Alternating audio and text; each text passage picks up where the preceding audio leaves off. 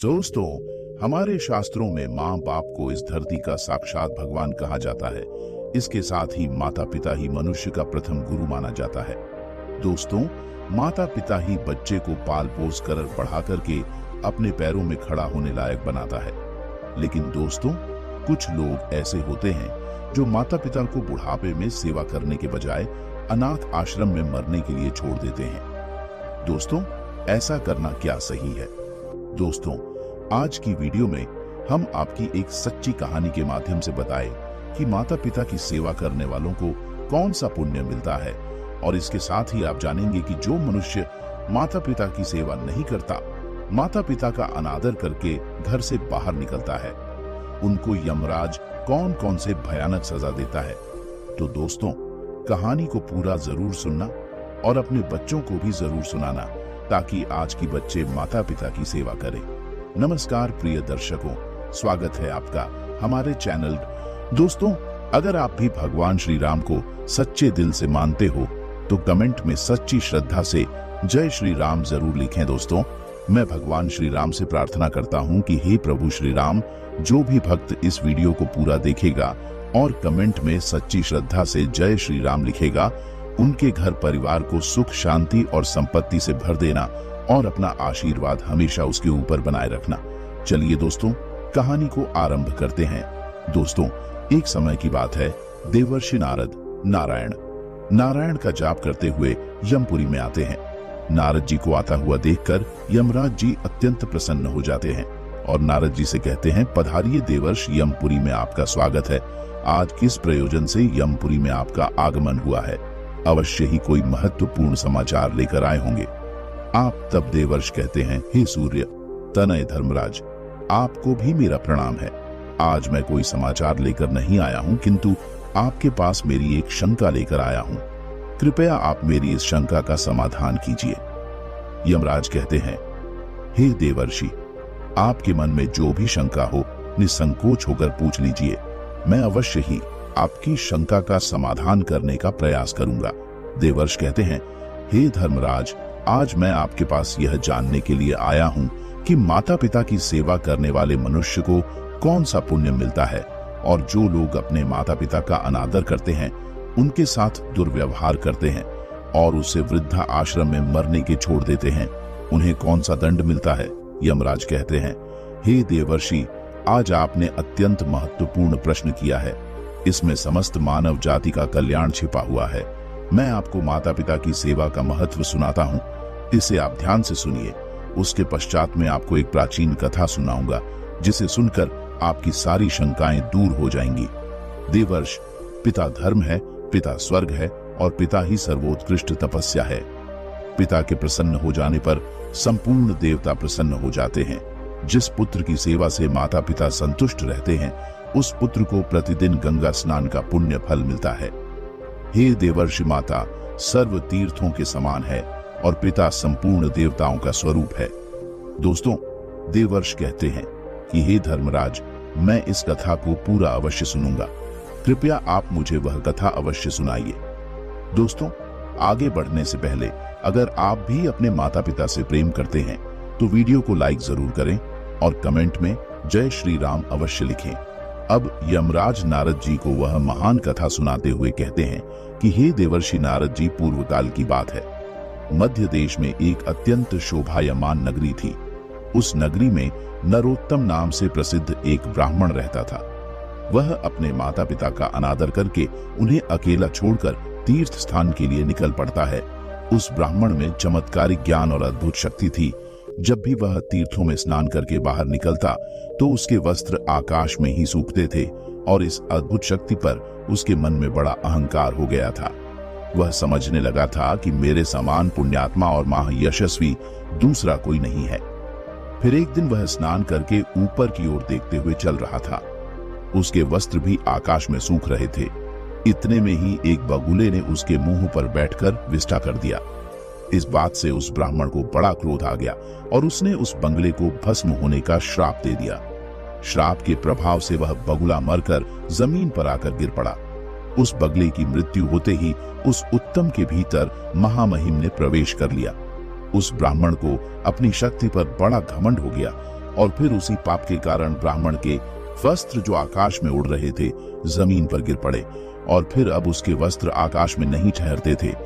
अपनी शक्ति को खोकर उस ब्राह्मण को बड़ा दुख हुआ और वह शोक करने लगा। तब अचानक से आकाश से एक आकाशवाणी सुनाई दी, हे ब्राह्मण, अब तुम द्वारा में धर्मात्मा मुखल के पास जाओ। वहां पर जाने से तुम्हें धर्म का ज्ञान होगा। उस चांडाल के वचन तुम्हारे लिए कल्याणकारी होंगे। यह आकाशवाणी सुनते ही वह ब्राह्मण मुख चांडाल की घर की तरफ जाने लगा। जब वह उस मुख चांडाल के घर पर पहुंचा तो उसने देखा कि वह चांडाल सब प्रकार से अपने माता पिता की सेवा में लगा है। ठंड के दिनों में वह चांडाल अपने माता पिता के स्नान के लिए गर्म जल में स्नान कराकर उनके शरीर पर तेल लगाता था। उन्हें रोईदार गर्म कपड़े पहना था। प्रतिदिन उन्हें मिष्ठान भोजन परोसता और सुगंधित माला पहनाकर उनका आदर सत्कार करता था। गर्मी के मौसम में वह प्रतिदिन माता पिता को पंखा करता था। इस प्रकार से रोज माँ पिता की सेवा करके ही वह भोजन किया करता था। इन्हीं पुण्य कर्मों के कारण उस चांडाल का घर आकाश में तरंग करता था। उस घर को किसी खंभे का आधार भी नहीं था, मानो वह घर आकाश में उड़ रहा हो। साक्षात भगवान विष्णु ब्राह्मण का वेश धारण करके उस चांडाल के घर में विचरण कर रहे थे, जिससे उस चांडाल के घर की शोभा बढ़ रही थी। यह सब विचित्र प्रकार देखकर उस नरोत्तम ब्राह्मण को बड़ा विस्मय हुआ। उसने उस मुख चांडाल से कहा, हे चांडाल, तुम मेरे पास आओ। मैं तुम्हें कुछ धर्म की बात पूछना चाहता हूँ, जिसका तुम ठीक ठीक से उत्तर दो। फिर वह मुख चांडाल बोला, हे विप्र, वह इस समय में अपने माता पिता की सेवा कर रहा हूँ। उन्हें छोड़कर मैं आपके पास नहीं आ सकता। मेरे लिए मेरे माता पिता से बढ़कर कोई और नहीं है। माता पिता ही मेरे भगवान हैं। यदि मैं उनकी सेवा करना छोड़कर चला जाऊं तो मुझे महापाप लगेगा। इसीलिए मेरे माता पिता की सेवा करने के बाद ही मैं आपसे मिल सकता हूँ। इसीलिए आप थोड़ी देर तक द्वार पर ठहरिए, मैं आपका अतिथि सत्कार करूंगा। उस मूर्ख चांडाल के इतना कहते ही नरोत्तम ब्राह्मण आ बबूला हो गया और बोला, हे चांडाल, मुझे ब्राह्मण की सेवा करना छोड़कर दूसरा कौन सा कार्य बड़ा हो सकता है। फिर वह मुख चांडाल बोला, हे ब्राह्मण देवता, क्यों गुस्सा कर रहे हो? मैं वह बगुला नहीं हूं जिसे आपने श्राप देकर भस्म कर डाला। बगुले पर आपका श्राप प्रभाव डाल सकता है, किंतु मुझ पर नहीं। अब आपकी धोती ना तो आकाश में सूखती है और ना ठहर पाती है, इसीलिए आप आकाशवाणी सुनकर मेरे पास आए हैं। थोड़ी देर रुकिए, मैं आपके प्रश्न का उत्तर अवश्य दूंगा, अन्यथा आप उस पतिव्रता स्त्री के पास जाइए। उस पतिव्रता स्त्री का दर्शन करने पर ही आपका कार्य सिद्ध हो जाएगा। यमराज कहते हैं, उसके पश्चात जो भगवान विष्णु ब्राह्मण का रूप धारण करके चांडाल के घर में बैठे हुए थे, उन्होंने बाहर आकर उस नरोत्तम ब्राह्मण से कहा, हे विप्र, वो चलिए, मैं आपको उस पतिव्रता देवी के घर लेकर चलता हूं। फिर उस नरोत्तम ब्राह्मण ने कुछ देर तक विचार किया और उस ब्राह्मण के साथ चल पड़ा, जो साक्षात भगवान विष्णु ही थे। पतिव्रता के घर की तरफ जाते समय रास्ते में उस नरोत्तम ब्राह्मण ने उस ब्राह्मण रूपी भगवान से पूछा, हे विप्र, वह आप ब्राह्मण होते हुए भी इस चांडाल के घर में किस लिए निवास करते हैं? ब्राह्मण रूपी भगवान विष्णु ने कहा, विप्र, इस समय तुम्हारा हृदय शुद्ध नहीं है। तुम्हारे मन में क्रोध और द्वेष है, इसीलिए तुम पहले उस पतिव्रता का दर्शन करो, उसके बाद तुम मुझे ठीक से जान सकोगे। नरोत्तम ब्राह्मण ने पूछा, हे महात्मा, वह पतिव्रता कौन है? उसका शास्त्र ज्ञान कितना बड़ा है और किस कारण से मैं उसके पास जा रहा हूं? कृपया मुझे बतलाइए। ब्राह्मण रूपी भगवान बोले, हे नरोत्तम, नदियों में गंगा जी श्रेष्ठ हैं और स्त्रियों में पतिव्रता स्त्री ही श्रेष्ठ है। जो पतिव्रता नारी प्रतिदिन अपने पति की सेवा करती है, उसकी आज्ञा का पालन करती है, वह अपने पिता के कुल और पति के कुल दोनों कुलों के 100 पीढ़ियों का उद्धार कर देती है। फिर नरोत्तम ब्राह्मण ने पूछा, हे द्विज श्रेष्ठ, कौन सी स्त्री पतिव्रता होती है? पतिव्रता का क्या लक्षण है? कृपया आप मुझे ठीक से समझाइए।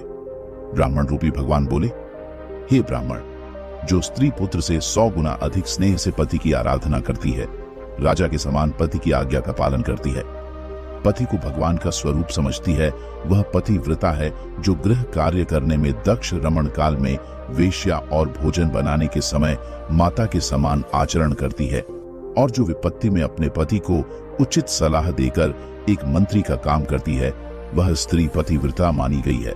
स्त्री मन, वाणी और शरीर से पति की आज्ञा का पालन करती है, उसी को पतिव्रता समझना चाहिए। जो स्त्री अपने पति के अलावा अन्य पुरुषों को भाई, पिता और पुत्र के समान मानती है, वही सच्ची पतिव्रता होती है। हे ब्राह्मण, तुम अब उस पतिव्रता के पास जाओ और उसे अपना मनोरथ सुनाओ।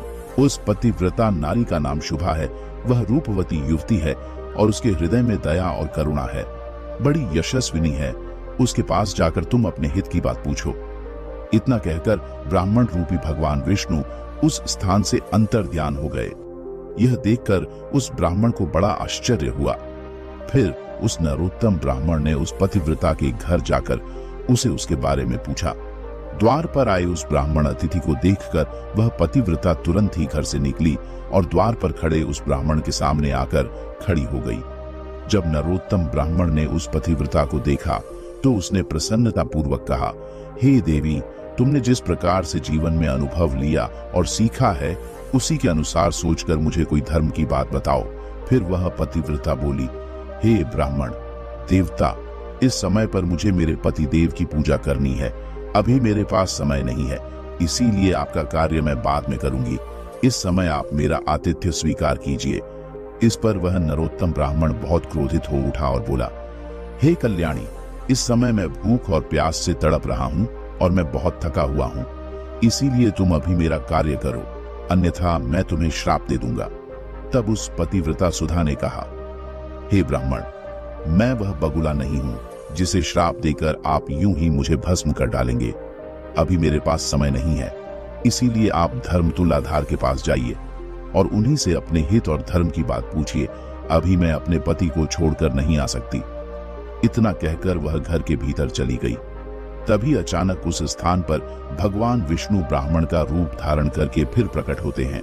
उन्हें देखकर वह नरोत्तम ब्राह्मण आश्चर्यचकित हुआ और उनके पास चला गया और कहने लगा, हे विप्र, आप अचानक से कहां अदृश्य हो गए थे?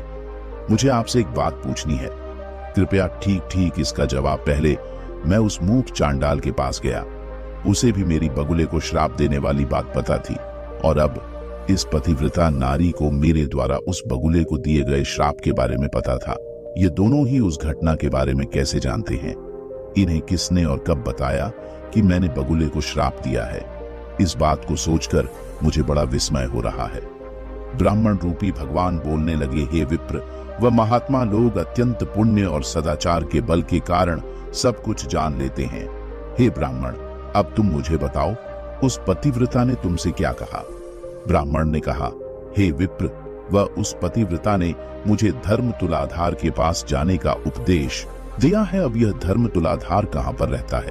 फिर ब्राह्मण रूपी भगवान विष्णु बोलने लगे, हे ब्राह्मण, चलो मैं तुम्हें धर्म तुलाधार के पास लेकर चलता हूं।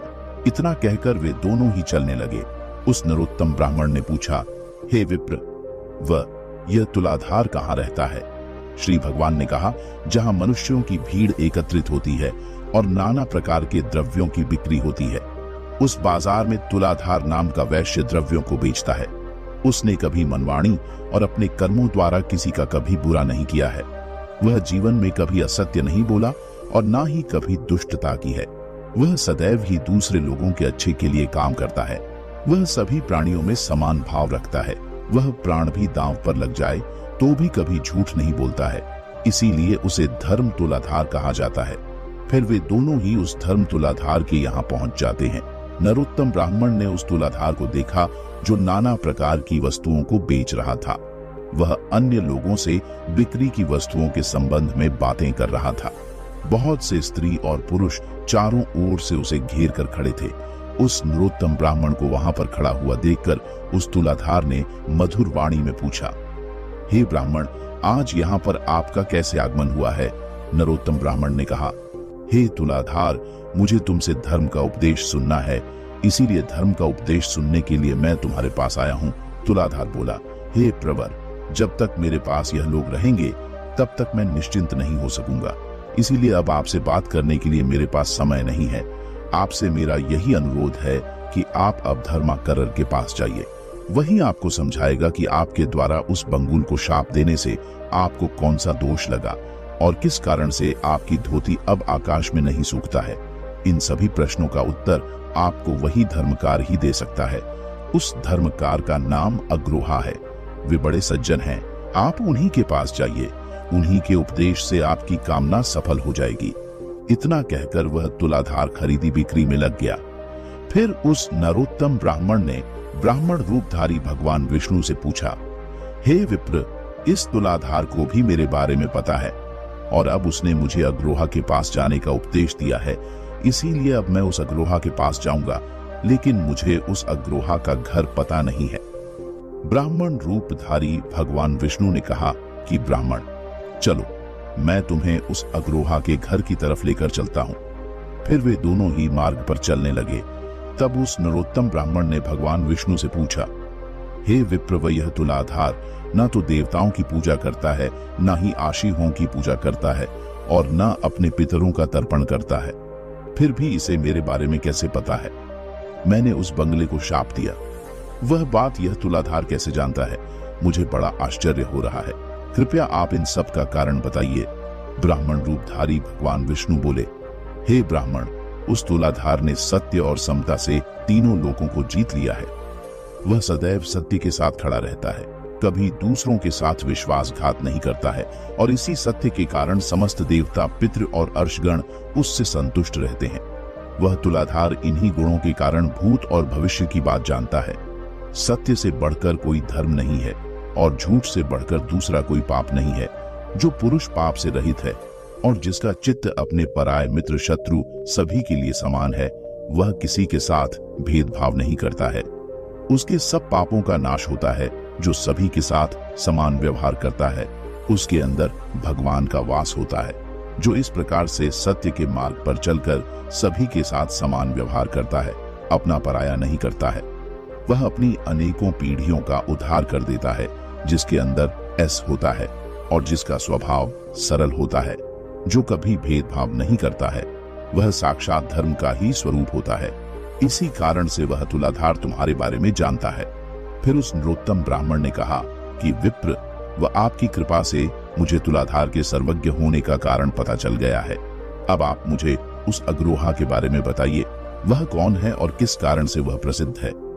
ब्राह्मण रूपी भगवान विष्णु बोलने लगे, हे ब्राह्मण, अब मैं तुम्हें अग्रोहा का इतिहास सुनाता हूँ। इसे ध्यान से सुनो। पूर्व काल की बात है। एक राजा की पुत्री थी जो बड़ी ही सुंदर और जवान थी। वह कामदेव की पत्नी रति और इंद्र की पत्नी शची के समान अत्यंत मनमोहक रूप वाली सुंदर थी। एक राजकुमार उस स्त्री से अपने प्राणों से भी अधिक प्रेम करते थे। राजकुमार ने उस राजा की पुत्री के साथ विवाह किया। उस स्त्री का नाम भी सुंदरी ही था। एक दिन राजकुमार को किसी महत्वपूर्ण कार्य के लिए अचानक ही बाहर देश जाना पड़ गया। उस राजकुमार ने मन ही मन सोचा, मैं अपने प्राणों से बढ़कर मेरी प्यारी पत्नी को किस स्थान पर रखें जिससे कोई इसका अपहरण ना कर सके, जिससे इसके सतीत्व की रक्षा हो सके। इस विषय में उस राजकुमार ने बहुत देर तक विचार किया और उसने सोचा कि केवल धर्मात्मा अग्रोहा ही मेरी पत्नी के सतीत्व की रक्षा कर सकते हैं। इसीलिए वह राजकुमार अपनी रूपवान पत्नी को लेकर उस अग्रोहा के घर पर गए और उन्होंने अग्रोहा के सामने उसकी पत्नी की रक्षा करने का प्रस्ताव रखा। राजकुमार की बात सुनकर अग्रोहा को बड़ा आश्चर्य हुआ। वह बोलने लगा, ही राजकुमार, ना तो मैं आपका पिता हूँ, ना भाई हूँ, ना बांधव हूँ और ना आपकी पत्नी के माता पिता के कुल का हो। फिर आप अपनी पत्नी को मेरे घर पर क्यों रखना चाहते हैं? अपनी पत्नी को मेरे घर पर रखकर आप किस प्रकार से निश्चिंत हो सकेंगे? फिर राजकुमार बोलने लगा, हे महात्मा, मैं जानता हूं कि आपके समान धर्मात्मा और जितेंद्रिय पुरुष इस संसार में दूसरा कोई नहीं है। यह सुनकर अग्रोहा ने उस राजकुमार से कहा, हे राजकुमार, कृपया मुझे दोष मत देना। इस पृथ्वी लोक पर इस अप्सरा के समान आपकी पत्नी की रक्षा करने में कोई भी पुरुष कैसे समर्थ हो सकता है? हर कोई इसका उपभोग करना चाहेगा। फिर राजकुमार ने कहा, हे महात्मा, मैं बहुत सोच विचार करके ही आपके पास आया हूँ। यह आपके घर में ही सुरक्षित रहेगी और यह बात मैं भली भांति जानता हूँ, आपके घर में रहने पर ही इसके सतीत्व की रक्षा होगी। राजकुमार की बात सुनकर अग्रोहा कहने लगा, हे राजकुमार, इस नगर में बहुत से कामी पुरुष भरे पड़े हैं, यहाँ पर किसी सुंदरी स्त्री के सतीत्व की रक्षा कैसे हो सकती है? वह राजकुमार पुनः बोला, हे महात्मा, जैसे भी हो, मेरी पत्नी आपके ही पास सुरक्षित रहेगी, आप इसकी रक्षा कीजिए। अब मैं जाता हूँ, मुझे आप पर पूर्ण विश्वास है।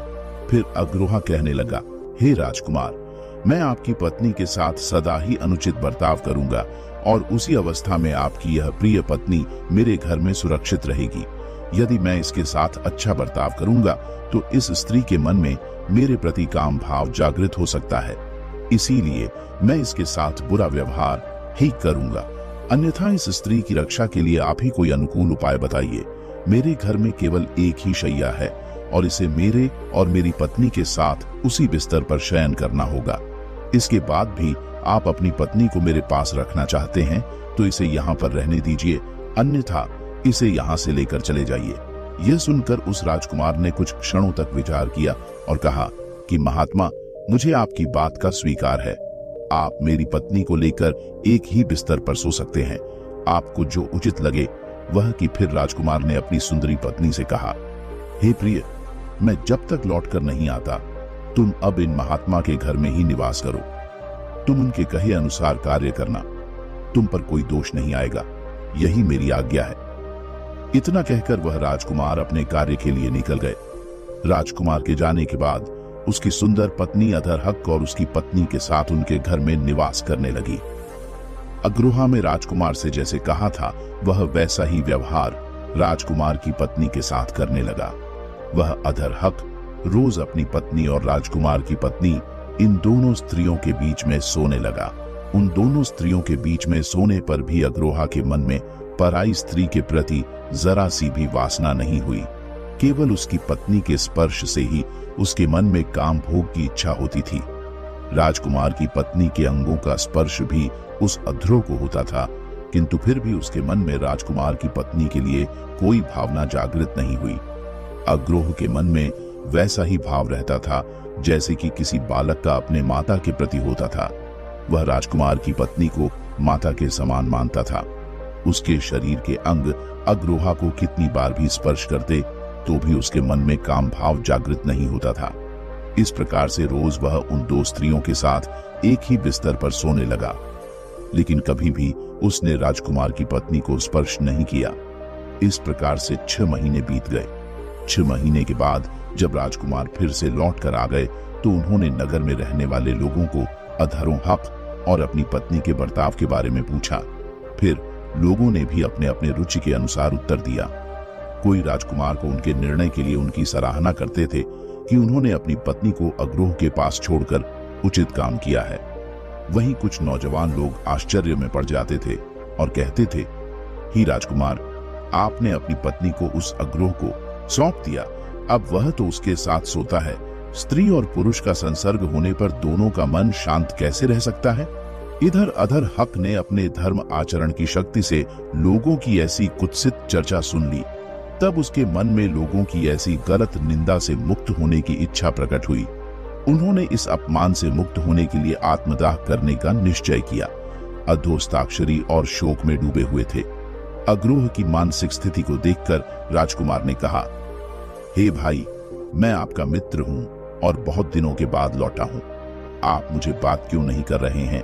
अग्रोह ने कहा, हे मित्र, मैंने आपके हित के लिए आपकी आज्ञा का पालन करते हुए आपकी पत्नी की रक्षा करने का अत्यंत कठिन काम किया है, किंतु बाहर जो लोग गलत बातें कह रहे हैं, मेरी निंदा कर रहे हैं, इस कारण से मेरा सारा परिश्रम व्यर्थ सा हो गया है। इसीलिए अब मैं अग्नि में प्रवेश करूंगा। संपूर्ण देवता और मनुष्य मेरे इस कार्य को देखें। यदि मैंने राजकुमार की पत्नी के साथ गलत काम किया है तो मेरा शरीर इस अग्नि में भस्म हो जाए।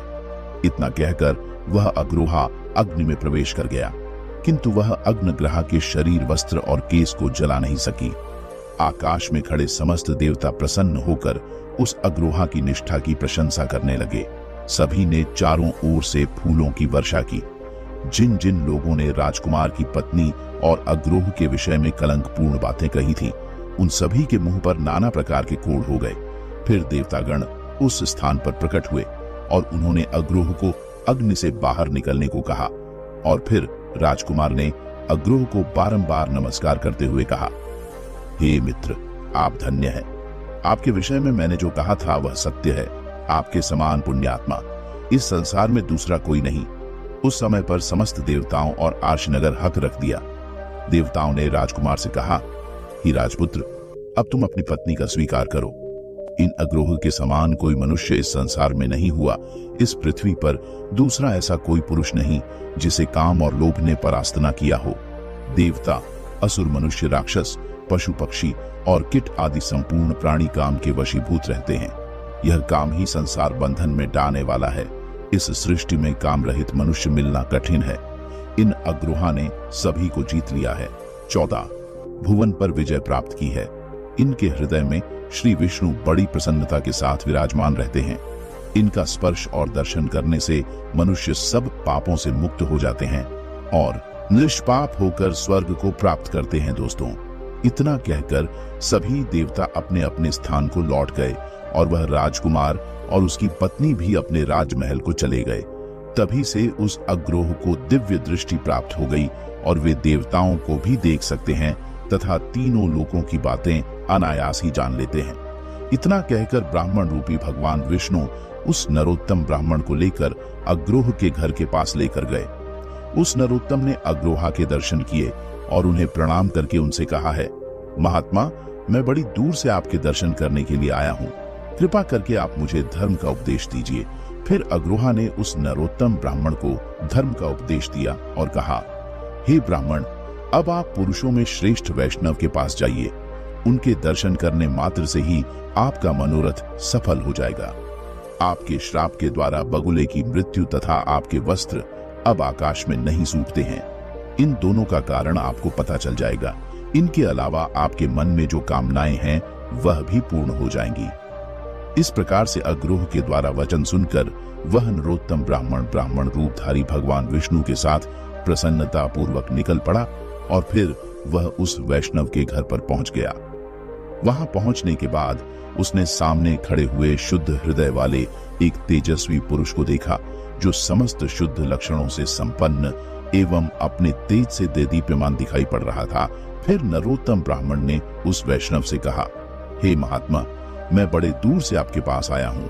कृपया आप मेरे लिए यह जो कार्य उचित है उसका उपदेश दीजिए तथा मुझे धर्म का ज्ञान दीजिए।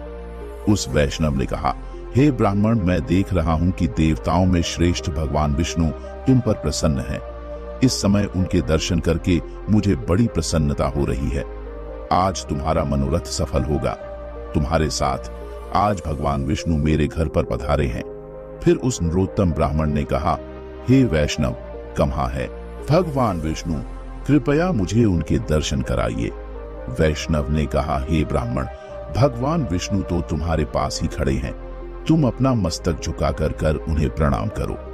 फिर जब उस नरोत्तम ब्राह्मण ने अपनी मन की आंखें खोलकर शुद्ध भाव से देखा तो साक्षात भगवान विष्णु उसके सामने खड़े थे। तब उस ब्राह्मण ने अपने हाथ जोड़कर भगवान विष्णु को प्रणाम किया और कहने लगा, हे देवेश्वर, अब मुझ पर प्रसन्न हुई है। आप इतने समय तक मेरे साथ ही चल रहे थे, मुझे मार्ग दिखा रहे थे, किंतु मैंने आपको नहीं पहचाना। हे प्रभु, अब मेरे मन में किसी चीज को पाने की अभिलाषा नहीं है। अब इस लोक और परलोक में मैं आपका किंकर बना रहूंगा। भगवान विष्णु बोले, हे ब्राह्मण, तुम्हारे ऊपर मेरा प्रेम सदा ही बना रहता है। मैंने स्नेहवश ही तुम्हें पुण्य आत्माओं का दर्शन कराया है। पुण्यवान महात्माओं के एक बार भी दर्शन, स्पर्श, ध्यान एवं नाम उच्चारण करने से तथा उनके साथ बात करने से मनुष्य को स्वर्ग का प्राप्त होता है। महापुरुषों का नित्य संग करने से सब पापों का नाश हो जाता है तथा मनुष्य अनंत सुख भोगकर मेरे स्वरूप में लीन हो जाता है। हे ब्राह्मण, तुम मेरे भक्त हो और तीर्थ स्वरूप हो, किंतु तुमने बगुले की मृत्यु के लिए जो श्राप दिया था उसके दोष से छुटकारा दिलाने के लिए मैंने ही आकाशवाणी के द्वारा तुम्हें कहा कि तुम मूर्ख चांडाल के पास जाओ। उस मूर्ख चांडाल के दर्शन करके तुमने देखा ही था कि वह किस प्रकार से अपने माता पिता का पूजन करता था। उन सभी महात्माओं के दर्शन करके आज तुम मेरे मंदिर में आए हो। करोड़ों जन्मों के बाद जिस मनुष्य के पापों का नाश होता है वही मनुष्य मेरा दर्शन कर पाता है, जिससे उसे मोक्ष की प्राप्ति होती है। हे वत्स, मेरी ही इच्छा से आज तुमको मेरा दर्शन हुआ है, इसीलिए तुम्हारे मन में जो इच्छा हो उसके अनुसार मुझसे वरदान मांग लो। वह नरोत्तम ब्राह्मण बोला, हे प्रभु, मेरा मन सदैव ही आपके ही ध्यान में लगा रहता है। संपूर्ण लोकों के स्वामी आप ही हैं। आपके सिवा कोई भी दूसरी वस्तु मुझे प्रिय नहीं है। भगवान विष्णु ने कहा, हे निष्पाप ब्राह्मण, तुम्हारी बुद्धि में सदैव ही ऐसे उत्तम विचार आते हैं, इसीलिए तुम मेरे धाम में आकर दिव्य भोगों का उपभोग करोगे, किंतु तुम्हारे माता पिता तुमसे आदर नहीं पा रहे हैं। इसीलिए तुम जाकर पहले अपने माता पिता की पूजा करो, उसके बाद ही उन्हें बैकुंठ में स्थान प्राप्त हो सकता है। उनके दुखपूर्वक जीवन और क्रोध से तुम्हारी तपस्या प्रतिदिन नष्ट हो रही है। जिस पुत्र के ऊपर सदा ही माता पिता का कोप रहता है, उसे नरक में पड़ने से कोई भी नहीं रोक सकता। इसीलिए तुम माता पिता के पास जाओ और यत्न पूर्वक उनकी सेवा करो, उनकी पूजा करो, तभी तुम्हें मोक्ष प्राप्त होगा। भगवान विष्णु के द्वारा इस प्रकार से कहने पर वह नरोत्तम ब्राह्मण कहने लगा, हे प्रभु, यदि आप मुझ पर प्रसन्न है तो मुझे अपने स्वरूप का दर्शन कराइए। तब भगवान विष्णु ने कहा, तथास्तु, और फिर उन्होंने अपने शंख चक्र गदा और पद्म धारण किए हुए स्वरूप का दर्शन नरोत्तम को करा दिया। फिर ब्राह्मण भगवान विष्णु के अप्रतिम और अत्यंत सुंदर रूप को देखकर उन्हें बारंबार प्रणाम करने लगा और कहने लगा, हे जगदीश्वर, आज मेरा जन्म सफल हुआ, आज मेरे नेत्र कल्याणमयी मनोरथ सफल हुए, किंतु हे प्रभु, मेरे मन में केवल एक शंका है, कृपया आप उसका समाधान कीजिए। हे प्रभु, उस मूर्ख चांडाल पतिव्रता स्त्री अधर हक आदि के विषय में सोचकर मुझे बड़ा विस्मय हो रहा है। भला वे लोग दूर रहकर भी मेरे बारे में कैसे जानते थे? उन्हें कैसे पता चला कि मैंने उस बंगुल को श्राप दिया है तथा मेरे वस्त्र अब आकाश में नहीं सूखते हैं? इन सब बातों का यथार्थ क्या है? कृपया मुझ पर अनुग्रह करके बताइए।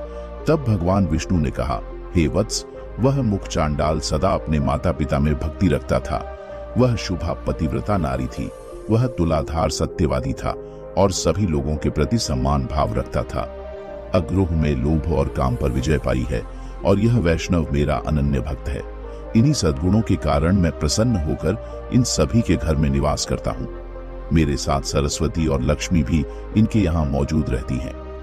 वह मुख चांडाल सभी का कल्याण करने वाला है, इसीलिए देवता उसे ब्राह्मण मानते हैं। पुण्य कर्म द्वारा मुख चांडाल की समानता करने वाला संसार में दूसरा कोई नहीं है। वह सदा माता पिता की भक्ति में संलग्न रहता है। उसने अपने माता पिता की भक्ति करके तीनों लोगों को जीत लिया है। उसकी माता पिता के प्रति भक्ति देखकर मैं बहुत संतुष्ट रहता हूँ, इसीलिए उसके घर के भीतर मैं ब्राह्मण का रूप धारण करके निवास करता हूँ। इसी प्रकार से मैं उस पतिव्रता के तुलाधार के अग्रोह के और इस वैष्णव के घर में सदा निवास करता। एक क्षण के लिए भी मैं इनका घर नहीं छोड़ता। जो पुण्य आत्मा है वे ही मेरा प्रतिदिन दर्शन पाते हैं। पापी लोग मेरा दर्शन नहीं पा सकते। तुमने अपने पुण्य के प्रभाव से मेरा दर्शन किया है। अब मैं तुम्हें उन महात्माओं के सदाचार का वर्णन करूंगा। इसे ध्यान से सुनो। इस वर्णन को सुनकर मनुष्य जन्म और मृत्यु के बंधन से सर्वथा मुक्त हो जाता है। वत्स, देवताओं में भी पिता और माता से बढ़कर तीर्थ नहीं है। जिसने माता और पिता की आराधना की है, महापुरुषों में श्रेष्ठ है। वह मेरे हृदय में रहता है और मैं उसके हृदय में। हम दोनों में कोई अंतर नहीं रह जाता। इहलोक में और परलोक में वह मेरे समान ही पूज्य है। वह ने समस्त बंधु बांधव के साथ मेरे रमणीय वैकुंठ धाम में पहुंचकर मुझ में ही लीन हो जाता है। माता पिता की आराधना के बल से ही वह मुख चांडाल तीनों लोकों की बातें जानता है। इस प्रकार से भगवान के वचन सुनकर वह मूर्ख चांडाल बोला, हे जगदीश्वर, मोह और अज्ञानवश यदि किसी ने माता और पिता की आराधना नहीं की हो और फिर यदि उसे भले बुरे का ज्ञान हो जाए और वह माता पिता की सेवा करना चाहे तो उसके लिए क्या कर्तव्य है?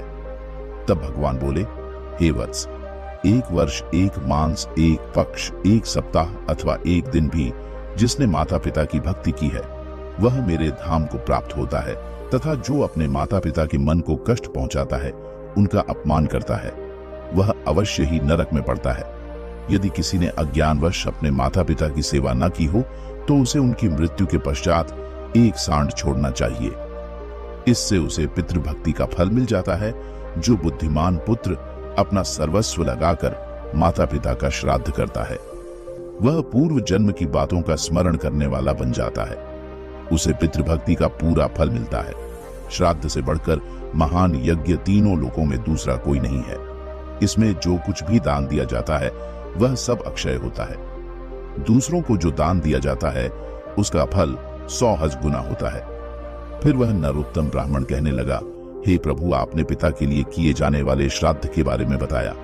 कृपया आप मुझे बताइए कि पुत्र को पिता के जीते जी क्या करना चाहिए। कौन सा काम करके बुद्धिमान पुत्र को परम कल्याण की प्राप्ति हो सकती है। भगवान विष्णु बोले, हे वत्स, पिता को देवता के समान समझकर उनकी पूजा करनी चाहिए और पुत्र की भांति उन पर स्नेह रखना चाहिए। कभी मन से भी उनकी आज्ञा का उल्लंघन नहीं करना चाहिए। जो पुत्र रोगी पिता की सेवा करता है उसे अक्षय स्वर्ग की प्राप्ति होती है। पिता जब मरणासन्न होकर मृत्यु के लक्षण देख रहे हो उस समय भी उनका पूजन करके पुत्र देवताओं के समान हो जाता है। पिता की सद्गति के लिए विधि पूर्वक उपवास करने से जो भी लाभ होता है वह 1000 अश्वमेध और 100 राज्य सूय यज्ञ करने के बराबर होता है। दोस्तों, यमराज जी नारद जी से कहते हैं, हे देवर्षि, अब मैंने आपको माता पिता की सेवा के विषय में संपूर्ण ज्ञान दिया है। देवर्षि कहते हैं, हे धर्मराज, आज आपने मुझे माता पिता के संबंध में उत्तम ज्ञान दिया है, इसके लिए मैं आपका आभारी हूँ। अब मैं इस ज्ञान का प्रचार तीनों लोकों में करूंगा। तो दोस्तों, हमारी आज की ये कहानी यहीं पर समाप्त होती है। हम उम्मीद करते हैं कि आपको हमारी आज की ये कहानी, आज का ये वीडियो पसंद आया होगा और आप इसे ढेर सारी प्रेरणा लेंगे। दोस्तों, आपको हमारी आज की यह कहानी पसंद आया है तो हमारे चैनल मिस्टिक इंस्पायर्ड को सब्सक्राइब जरूर करें। और दोस्तों, अगर आप भी मेरे तरह भगवान श्री राम जी के भक्त हैं तो कमेंट बॉक्स में सच्ची श्रद्धा से जय श्री राम अवश्य लिखें। धन्यवाद।